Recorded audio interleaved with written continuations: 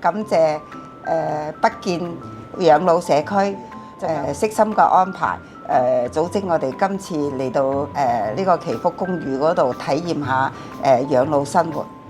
感受真係收益良多啊！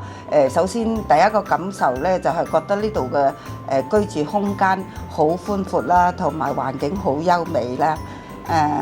仲有可以同聲同氣啦，大家都係講白話啦，咁啊令到我哋如果香港嘅人上嚟呢度居住咧，有咁好嘅環境，仲有咁好嘅國家嘅3級祈福醫院結合佢哋嘅養老啦，同埋醫療啊咁嘅模式，居住喺呢度就非常之有一個優質嘅生活啦。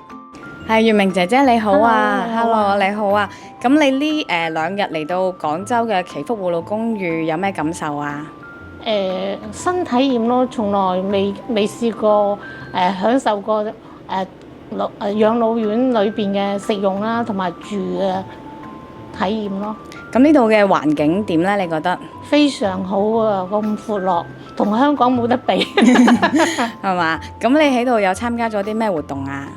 有手工藝，有好多卡拉 OK 啦，見識到佢哋啲長者喺度嘅活動，都好好啊。好，咁你咁對呢個大灣區嘅養老有咩感受呢？